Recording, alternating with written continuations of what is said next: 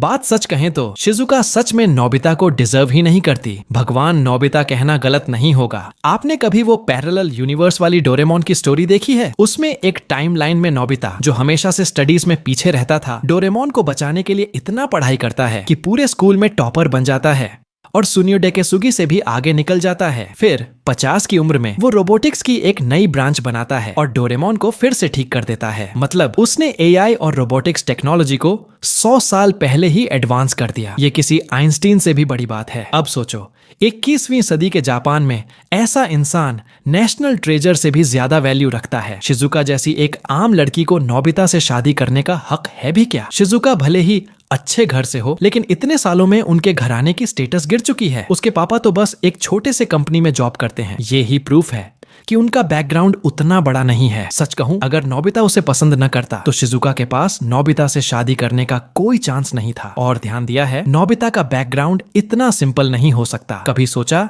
कि आखिरकार सेवेयाशे, नोबिता का ग्रैंडसन, कैसे डोरेमोन को टाइम ट्रेवल करवाकर भेज सकता है? और क्यों फ्यूचर के टाइम पुलिस कभी भी येबिसु फैमिली से पंगा नहीं लेते? अगर ये इतना आसान होता तो सुनियो और जियान के आने वाले जनरेशन भी अपने एंसेस्टर्स को डोरेमोन जैसे रोबोट भेजते। पर उनके पास न तो ताकत है न पावर। जो कहते हैं कि येबिसु फैमिली गरीब है, वो बस लोकल गॉसिप है। टाइम ट्रेवल करके डेस्टिनी बदलना आसान नहीं है। उसके लिए पावरफुल लोगों की परमिशन चाहिए और येबिसु फैमिली के पास वो पावर है। और क्या आपने नोटिस किया कि जब डोरेमोन नोबिता के टाइम में आता है तो कोई भी उसके होने को अजीब नहीं मानता? स्कूल, दुकान, पड़ोसी, सबको डोरेमोन नॉर्मल लगता है। शायद डोरेमोन ने कोई ऐसा गैजेट इस्तेमाल किया होगा जिससे लोगों को उसकी मौजूदगी नॉर्मल लगे, जैसे ट्रेंड वायर्स गैजेट, जो किसी आइडिया को सबके दिमाग में पॉपुलर बना देता है। शायद इसी वजह से सब लोग डोरेमोन और उसके गैजेट्स को नेचुरली एक्सेप्ट करते हैं। लेकिन जब डोरेमोन और नोबिता टाइम मशीन से पुरानी एरा में जाते हैं, जैसे वर्ल्ड वॉर 2 के टाइम या प्राचीन जापान, वहां के लोग डोरेमोन को देखकर शॉक्ड हो जाते हैं। एक बार जापानी ऑफिसर ने डोरेमोन को देखकर उसे रैकून समझ लिया था और जब नोबिता